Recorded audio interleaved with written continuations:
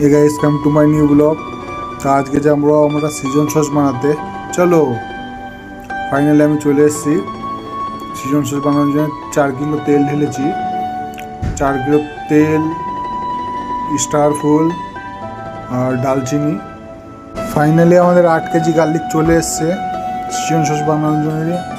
তা ভাই দেবে আমি হেল্পারকে 2 দিন আগে দিয়েছিলাম কিমা করতে, তো আজকে দিল আমাকে। তা এখন ফাইনালি আমাকে খুন্তি নাড়াতে হবে, নাহলে তলায় গার্লিকটা লেগে যাবে। আর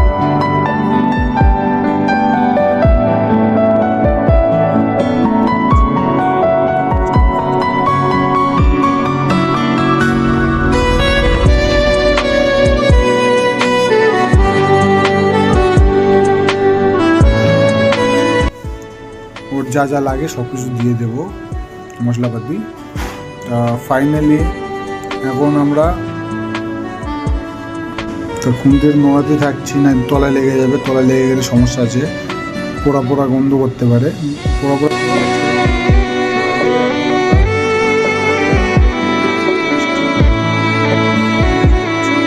এখন আমরা অ্যাড করে দেবো কাশ্মীরি মির্চি পেস্ট কালারের জন্য।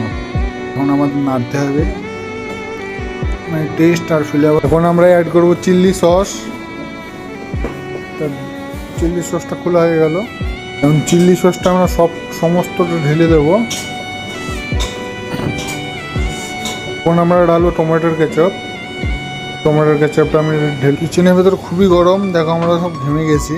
অ্যাডজাস্ট চলছে, কিন্তু অ্যাডজাস্ট অত টানতে পারছে না, লোড নিয়ে। ফাইনালি এখন আমরা খুন্তিতে নোড়াতে থাকবো, তলায় লেপটে যাবে, প্রচণ্ড ঘেমে। তো ফাইনালি আমরা এখন নুন অ্যাড করে দেবো এতে।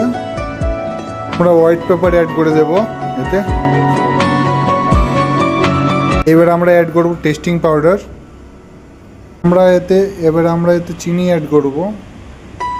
চিনি অ্যাড করা হয়ে গেছে, এবার এটাকে মিলিয়ে নিতে হবে একটু ভালো করে। তো আমাদের সিজন সসের খুব ভালো ফ্লেভার এসছে, তোমরা দেখতে পারো। প্রচণ্ড গরম লাগছে, দেখতেই পাচ্ছ, ঘেমে গেছি। ফাইনালি আমাদের সিজন সস বানানো কমপ্লিট হলো। তো এখন আমরা তুলে দেবো এটাকে, কড়াইটা খালি করে নেব।